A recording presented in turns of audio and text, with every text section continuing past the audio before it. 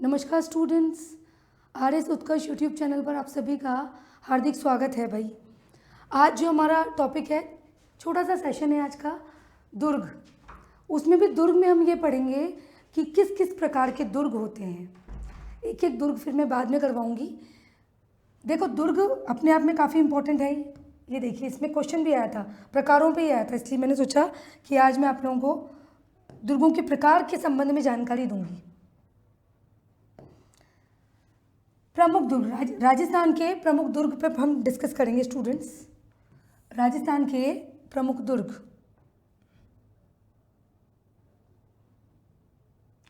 प्रमुख दुर्ग और उनके प्रकार, मतलब प्रकारों पे बात करेंगे बेसिकली आज हम।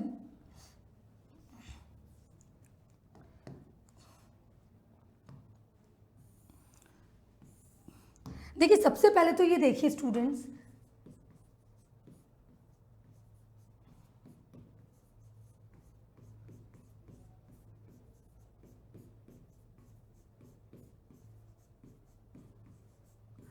कि राजस्थान में दुर्गों का क्या महत्व है और किस उद्देश्य के साथ में दुर्ग बनाए गए, क्यों है दुर्ग, क्या खासियत है दुर्ग की, और राजा क्यों दुर्ग को जीतने में लगे हुए थे। जब हम रियासतें पढ़ेंगे, हिस्ट्री पढ़ेंगे, तो हम देखेंगे कि जो साक्य होते हैं, आपको मैंने पहले भी बताया था, जिसे मैंने डिस्कस किया था आप लोगों से, जैसलमेर का अर्ध साका। साका क्या होता है? जब किसी दुर्ग को जीतने के लिए युद्ध में पुरुषों के द्वारा जो युद्ध किया जाता है, लड़ाई की जाती है, तो उसे कहते हैं केसरिया। और महिलाओं के द्वारा जब शत्रुओं से वो अपने प्राण बचाने के लिए अपनी आहुति दे देती है, बलिदान दे देती है, तो इसे कहते हैं जौहर। तो ये पूरी जो घटना जिसमें केसरिया होता है, जौहर होता है, केसरिया पुरुषों के द्वारा होता है, जौहर होता है महिलाओं के द्वारा, तो ये दोनों जहाँ होते हैं इसे कहते हैं समग्र रूप से साका। और जैसलमेर का साका आपको याद हो तो मैंने बताया था कि उसमें सिर्फ केसरिया हुआ था, जौहर नहीं हुआ था, इसलिए उसे कहते हैं 1550 ईस्वी का अर्ध साका। जैसलमेर दुर्ग में भी हम इसकी जानकारी डिस्कस करेंगे। अब देखिए एक एक दुर्ग, जो कि हमारे चित्तौड़गढ़ दुर्ग हो गया, गागरोन दुर्ग हो गया, डीग का दुर्ग हो गया, लोहागढ़ दुर्ग हो गया, कुंभलगढ़ हो गया, तो ये किसी ना किसी कैटेगरी में किस किस प्रकार के, कौन सा दुर्ग किस श्रेणी में आता है, ये बहुत इंपॉर्टेंट है। इसलिए इंपॉर्टेंट है स्टूडेंट्स, देखिए इसलिए इंपॉर्टेंट है कि ये क्वेश्चन आया था आपके आर.एस. प्री में, आर.एस. प्रीलिम्स में आया था। अभी दुर्गों के प्रकारों पे मैं बात करूंगी, पहले मैं ये बताऊंगी कि कौन सा क्वेश्चन आया था। तो क्वेश्चन ये था कि निम्नलिखित में से, ये देखिए, निम्नलिखित में से औदक दुर्ग कौन सा है। अब औदक मतलब, औदक दुर्ग के बारे में आपको तभी पता होगा जब आपने दुर्गों के प्रकार के बारे में पढ़ा होगा। बहुत सारे दुर्गों के प्रकार हैं, तो औदक दुर्ग को कहते हैं जल दुर्ग। ये क्वेश्चन आया था आपके आर.एस. प्रीलिम्स में, अलग अलग ऑप्शंस थे और इसका आंसर था औदक दुर्ग, यानी जल दुर्ग को कहते हैं। अभी मैं एक एक पे बात करूंगी। जल दुर्ग, जिसके चारों तरफ जल हो, तो औदक दुर्ग पूछा था और उसमें आंसर था आपके गागरोन दुर्ग, मतलब किला, गागरोन दुर्ग। ये क्वेश्चन आया था आपके आर.एस. प्रीलिम्स 2023 या 21 में आया था क्वेश्चन। तो निम्नलिखित में से औदक दुर्ग, वन लाइन में क्वेश्चन पूछ लिया। अब देखिए, अगर अपन बात करें आगे बढ़ने से पहले, थोड़ा सा आपको ये भी पता होना चाहिए कि भारत में अगर अपन बात करें तो भारत में सबसे ज़्यादा दुर्ग, हालांकि राजस्थान में भी बहुत है, लेकिन राजस्थान से भी ज़्यादा महाराष्ट्र जाना जाता है। महाराष्ट्र में सबसे ज़्यादा किले हैं, सबसे ज़्यादा दुर्ग जो हैं वो आपके महाराष्ट्र में हैं। इसके अलावा राजस्थान भी जाना जाता है, राजस्थान में भी लगभग बहुत सारे दुर्ग हैं। तो देखिए, ये फैक्ट थोड़ा सा याद रख लेना, भारत में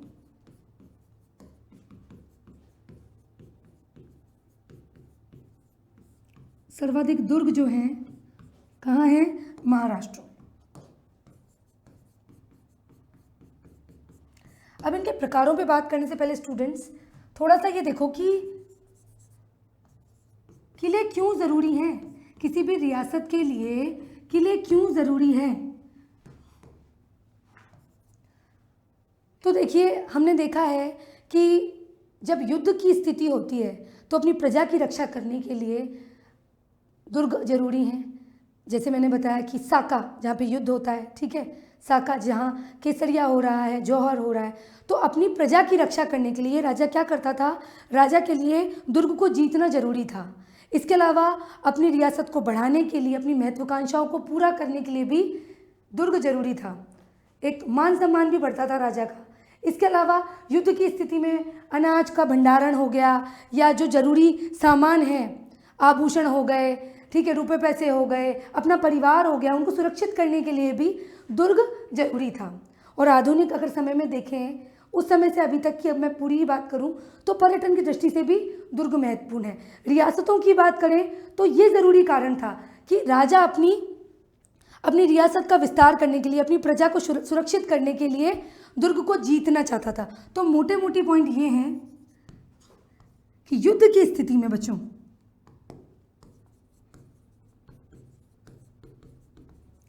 युद्ध की स्थिति में प्रजा की सुरक्षा के लिए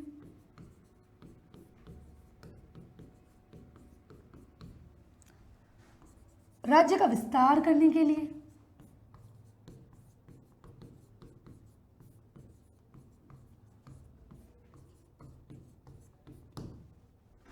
इसके अलावा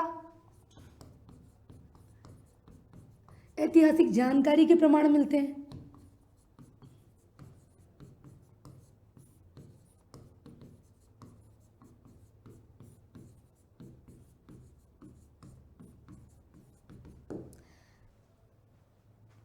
क्यों मैंने जवाब दे दिया कि राजा कहीं ना कहीं अपनी महत्वाकांक्षाओं का विस्तार करने के लिए दुर्ग को जीतता था। इसके अलावा एक मान सम्मान भी बढ़ता था, और महत्व की अगर बात करें इसी में महत्व की, तो ऐतिहासिक जानकारी के प्रमाण, भाई बहुत सारी जानकारी मिलती थी। इसके अलावा पर्यटन की दृष्टि से इम्पोर्टेंट हो जाता है, दुर्ग जो है आपके पर्यटन की दृष्टि से भी इम्पोर्टेंट हो जाते हैं। मैं यही लिख देती हूँ।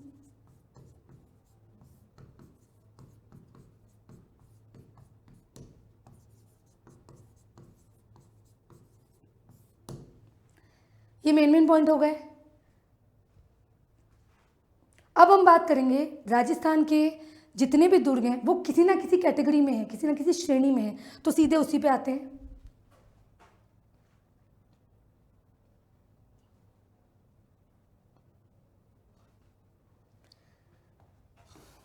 दुर्गों के प्रकार, ये एग्जाम ओरिएंटेड हम डिस्कस करेंगे। दुर्गों के प्रकार, ये है मेन चीज़, ये आपको समझनी है। दुर्ग क्यों इम्पोर्टेंट है? सबसे इम्पोर्टेंट बात तो यही है कि अपने रियासत का, अपने राज्य का विस्तार करने के लिए, ये बात ध्यान रखना। मेंस में अगर थोड़ा लिंक करके अगर आप लिखना चाहें तो आप 3-4 अच्छे पॉइंट्स लिख सकते हैं। अब देखिए दुर्गों के प्रकार, तो सबसे पहले मैं बात करूंगी औदक दुर्ग, जो मैंने अभी क्वेश्चन बताया आपको, औदक दुर्ग। देखिए स्टूडेंट, औदक दुर्ग क्या होता है, तो ये याद रखना, इसे जल दुर्ग कहते हैं। क्या कहते हैं? इसे जल दुर्ग कहते हैं। जो किसी ना किसी नदी के किनारे हो या चारों तरफ जल का विस्तार हो। एग्जाम्पल की मैं बात करूं तो जैसे गागरोन, अभी अपन ने बात की, जैसे आपका गागरोन दुर्ग, क्योंकि ये जो दुर्ग है ये काली सिंध और आहू, एक एक दुर्ग के बारे में डिटेल में आज हम इस सेशन में डिस्कस नहीं करेंगे। आज हमें सिर्फ प्रकार, हमें पता होना चाहिए कि कौन सा दुर्ग किस कैटेगरी का हो सकता है, ये हमें पता होना चाहिए। और शब्दावलियों पे भी हम थोड़ा ध्यान रखेंगे कि औदक जल दुर्ग हो गया, धानवन पे भी हम बात करेंगे, कई दुर्गों पे बात करेंगे। तो ये हमें आज ये डिस्कस करना है कि किस किस प्रकार के दुर्ग होते हैं। काली सिंध और ये गागरोन दुर्ग में अलग से, पूरा गागरोन दुर्ग के बारे में अलग से समझाऊंगी। काली सिंध और आहू नदी के संगम पर, आहू और काली सिंध नदी के संगम पर स्थित औदक दुर्ग यानी जल दुर्ग, ये आपके आरएस प्रीलिम्स में था। जैसे अगर अपन बात करें, ये देखिए गागरोन का दुर्ग, ये हो गया गागरोन का दुर्ग। थोड़ा सा इमेज में भी आया है ये जल। तो ये जो है गागरोन का दुर्ग आपके हो गया कौन सा, याद रखना गागरोन का दुर्ग 1 लाइन में अभी मैंने बताया ये एक औदक दुर्ग है, औदक दुर्ग। ये दिख रहा है इमेज में, ये रहा देखिए जल, ये जल का विस्तार। तो याद रखना औदक दुर्ग मतलब जल दुर्ग, और इसका एग्जाम्पल है हमारा गागरोन का दुर्ग। ठीक है स्टूडेंट्स। नेक्स्ट अगर अपन बात करें तो सेकंड हो गया धानवन। धानवन, धानवन का मतलब अब ये मत समझ लीजिएगा कि जिसके चारों ओर वन हो। धानवन का मतलब होता है कि जिसके चारों तरफ क्या हो, रेत हो। मैं मेन जो कीवर्ड है वो लिख रही हूं, जिस दुर्ग के चारों ओर रेत का विस्तार हो।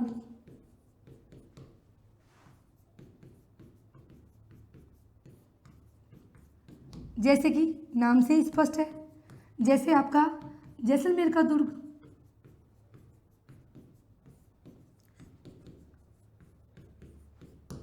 क्योंकि चारों तरफ क्या है, रेत है। तो देखो स्टूडेंट्स ये याद रखना कि कौन सा दुर्ग किस श्रेणी में आएगा। ये लीजिए, ये आपका हो गया जैसलमेर का दुर्ग, जो कि आपके जैसलमेर का दुर्ग जो कि आपके धानवन, धानवन दुर्ग, जिसके चारों तरफ क्या हो, रेत हो। ठीक है,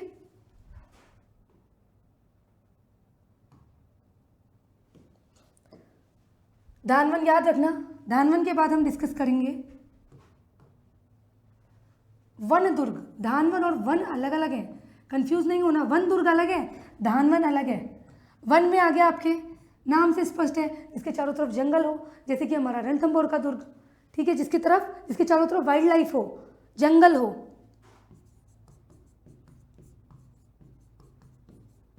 चारों ओर जंगल हो, जंगल।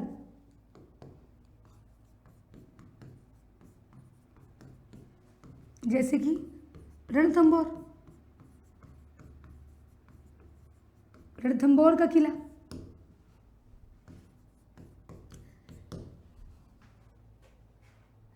अब देखिए एक दुर्ग और है, रणथंभौर का जिक्र हुआ इसीलिए मैं बता रही हूं, एरन। ये टर्म अलग चलेगी, एरन दुर्ग, एरन दुर्ग। अब एरन और वन में थोड़ा सा फर्क है। हालांकि देखिए एरन दुर्ग वो हो गया जिसके चारों तरफ कटीली झाड़ियां हो, कटीली झाड़ियां हो। हालांकि इसका एग्जाम्पल भी रणथंभौर है। कहने का मतलब है कि अगर आपसे वही वन दुर्ग तो पता होगा वैसे भी कई लोगों को कि रणथंभौर का दुर्ग है, लेकिन अब आपसे आरपीएससी पूछे कि निम्नलिखित में से एरन दुर्ग कौन सा है, तो इसका एग्जाम्पल रणथंभौर भी होता है, जिसके चारों ओर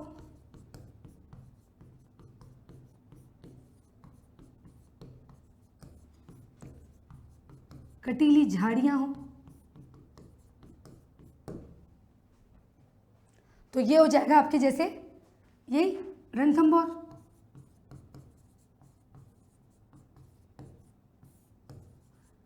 ये शब्दावली समझना आप तो, औदक हो गया, धानवन हो गया, वन हो गया, एरन हो गया। ठीक है, तो ये हो गया आपके वन और एरन। ये देखिए रणथंभौर दुर्ग। हालांकि रणथंभौर दुर्ग जो है हाइट पर भी है, तो ये गिरी में भी आता है, गिरी में भी आता है। जब मैं एक एक दुर्ग बताऊंगी तो इनकी सारी जितनी भी विशेषताएं हैं वो कला संस्कृति के संदर्भ में, ऐतिहासिक संदर्भ में हम लोग डिस्कस करेंगे। अब रणथंभौर का दुर्ग अभी अपन ने 2 शब्दावलियां डिस्कस करी। ये देखिए रणथंभौर का दुर्ग जो कि त्रिनेत्र गणेश जी के लिए जाना जाता है, तो ये आपके किस में आ जाएगा, आपके देखो गिरी में भी आएगा। ये गिरी भी हो गया, आपके वन दुर्ग भी हो गया, और आपके एरन दुर्ग भी हो गया। ये इमेज में रणथंभौर का दुर्ग।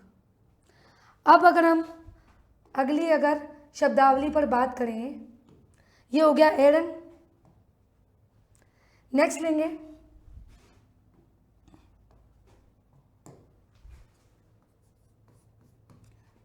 सहाय दुर्ग।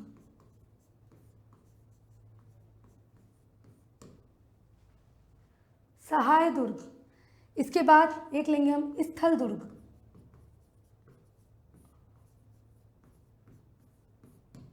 तो देखिए, सहाय दुर्ग वो होते हैं जिसमें हमारे अनुकूल लोग रहें, हमारे मित्र, हमारे परिवार वाले लोग रहें, उसकी संज्ञा दी जाती है, उसे संज्ञा दी जाती है सहाय की। हालांकि ये हमारे राजस्थान में इस कैटेगरी का दुर्ग नहीं है।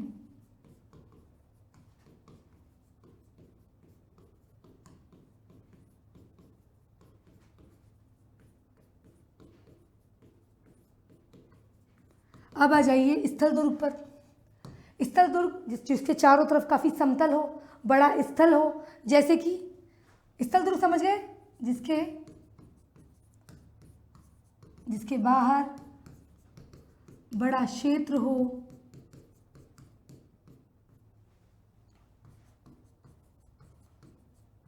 समतल भाग हो, जैसे कि स्थल में आ जाएगा। और ऐसा नहीं है कि एक दुर्ग एक ही श्रेणी में आए, ये एग्जाम्पल हम इन शब्दावलियों को समझने के लिए कर रहे हैं, ठीक है।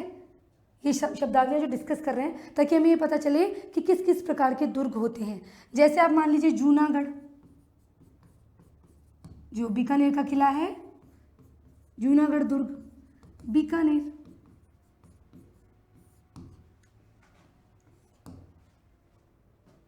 ये लीजिए, इमेज दिखा देती हूँ थोड़ा सा। ये लीजिए जूनागढ़, इसके बाहर लंबा मतलब बड़ा सारा क्षेत्र है, समतल है, तो ये जूनागढ़ के दुर्ग को हम संज्ञा दे सकते हैं स्थल दुर्ग की।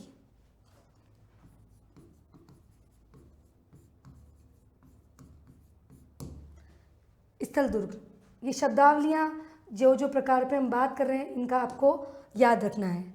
ये हो गया स्थल दुर्ग। अब इसके बाद एक प्रकार हो गया पारिध।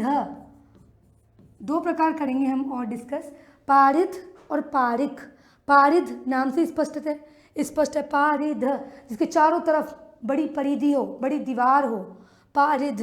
तो दीवार का नाम आते ही मोस्ट इम्पॉर्टेंट कुंभलगढ़, जिसके चारों ओर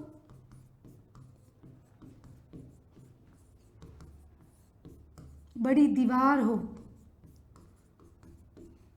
हालांकि चित्तौड़गढ़ दुर्ग भी आ सकता है इस श्रेणी में, लेकिन दीवार के लिए मुख्य रूप से हम कुंभलगढ़ ले लेंगे। कुंभलगढ़,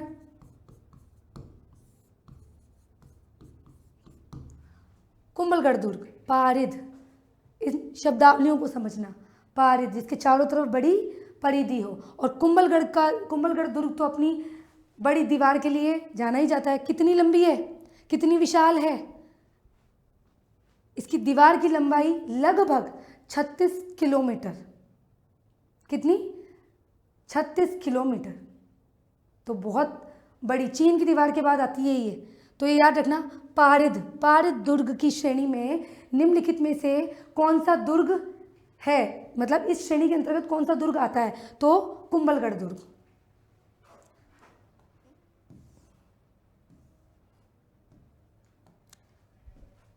ये रहा कुंभलगढ़ दुर्ग, पारिध दुर्ग। इन प्रकारों को अच्छे से समझ लेना, क्योंकि इन प्रकारों को समझ लोगे तो फिर पर्टिकुलर अगर किसी दुर्ग के बारे में पूछे कि ये किस श्रेणी में आता है तो वो आप अच्छे से बता पाएंगे, कंफ्यूज नहीं होंगे। पारिध के बाद एक दुर्ग आता है जिसे बोलते हैं पारिख। पारिख, ये पारिध है और मैं जो बता रही हूँ अब वो है पारिख। पारिख मतलब जिसके चारों ओर खाई हो। खाई, और खाई के नाम में आपको याद रखना है मुख्य रूप से खाई, डीग, लोहागढ़, भरतपुर के जो किले हैं, पारिध ये हो गया। और अब पारिख, ये साथ इसलिए लिख रही हूँ ताकि कंफ्यूजन ना रहे। पारिध और ये हो गया पारिख, इसके चारों ओर खाई हो।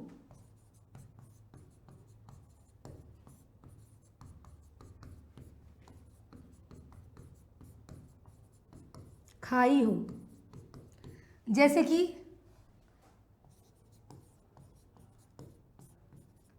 डीग, लोहागढ़, ये भरतपुर वाले हो गए हैं ना। हालांकि डीग अब नवगठित जिला है, अलग से हो गया। तो डीग और लोहागढ़ थोड़ा सा याद रखना। पारीख, पारिद और पारीख में फर्क है।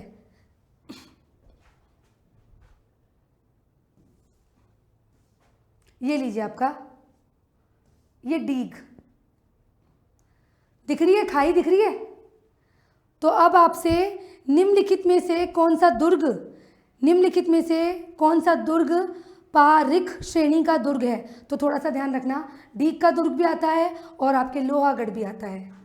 ये हो गया पारिख, पारिख दुर्ग, एक प्रकार का पारिख दुर्ग। ठीक है स्टूडेंट्स।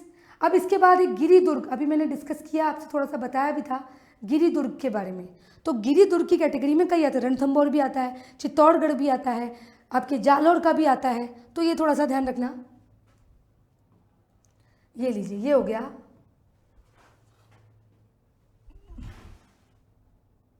हमने 9 प्रकार के दुर्ग आज की क्लास में डिस्कस किए हैं। ये आपका हो गया गिरि दुर्ग। गिरि पर्वत, ऊंचाई से संबंधित है। हालांकि कई दुर्ग आएंगे इस कैटेगरी में, लेकिन गिरि दुर्ग का मतलब ये है कि जो ऊंचाई पर, पहाड़ी पर स्थित है।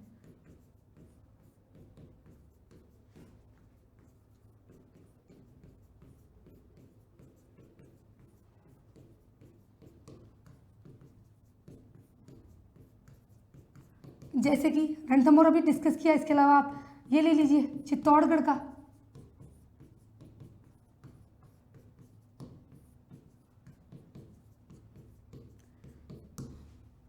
क्योंकि ये दुर्ग मेसा के पठार, मेसा के पठार पर स्थित है। गिरि में कई दुर्ग आते हैं, कुंभलगढ़ भी आ जाएगा, आपके रणथंभौर भी आ जाएगा। गिरि दुर्ग हाइट पर, जब हम त्रिनेत्र गणेश जी के दर्शन करने जाते हैं तो हाइट पर हमें चढ़ाई करनी होती है। तो ये एग्जाम्पल आप समझना। इसके अलावा जालौर का दुर्ग भी आ जाएगा, जालौर दुर्ग।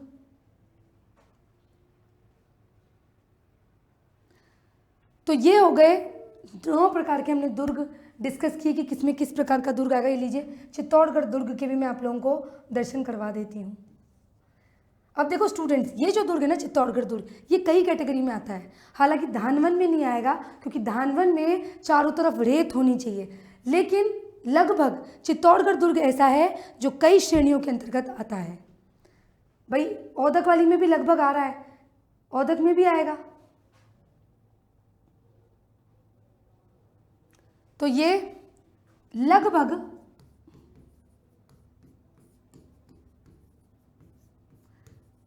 सभी श्रेणियों में आता है, लेकिन धानवन में नहीं आएगा ये।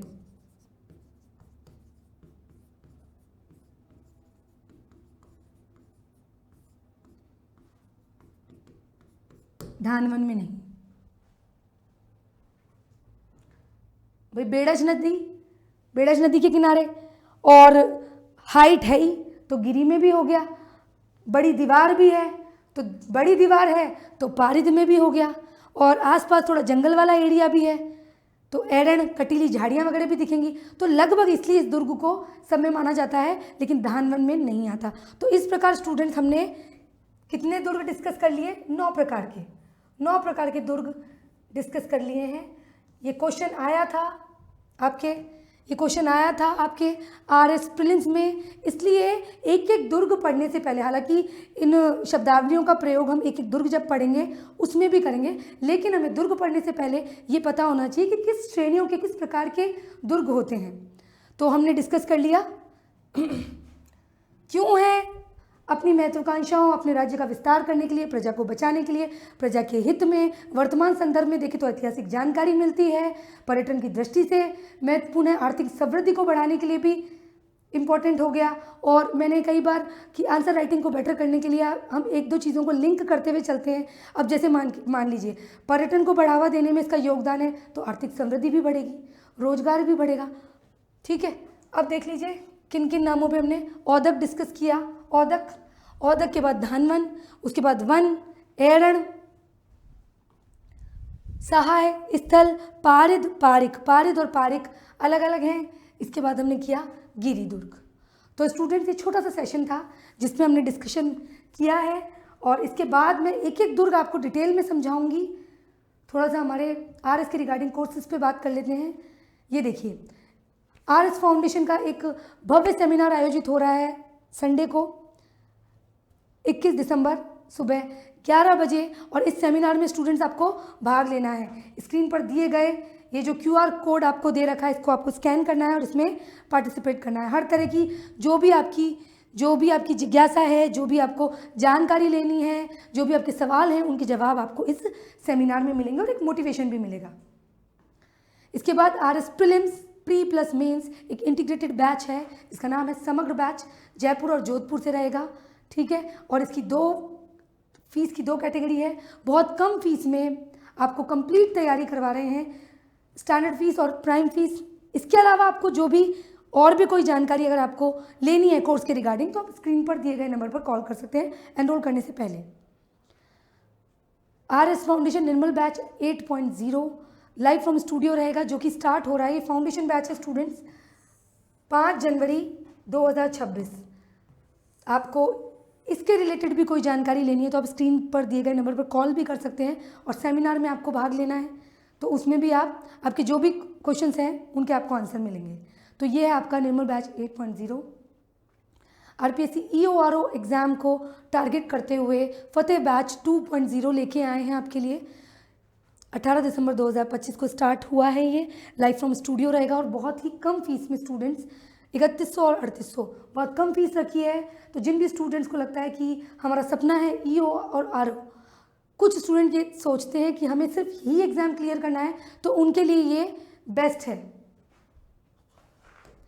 इसके अलावा प्रीलिम्स को टारगेट करके only pre oriented prelims 2026 RAS pre 2026 को ध्यान में रखकर ये सिर्फ प्री ओरिएंटेड बैच है, जो कि लाइव फ्रॉम स्टूडियो रहेगा। इसकी बहुत ही कम फीस रखी है, 7,500 और 10,000। तो स्टूडेंट्स देर नहीं करनी है, अभी ही अपने मन चाहे कोर्स में आपको एनरोल करना है। कोई भी आपको प्रॉब्लम है या कोई आपको लग रहा है कि इस कोर्स के रिगार्डिंग और भी जानकारी लेनी है, तो स्क्रीन पर नंबर दिए गए हैं, आप इजीली कॉल कर सकते हैं और जल्दी से जल्दी अपने कोर्स में एनरोल कर सकते हैं। मिलते हैं एक शॉर्ट एंड स्वीट जानकारी के साथ दोबारा एक नए सेशन में। Thank you so much.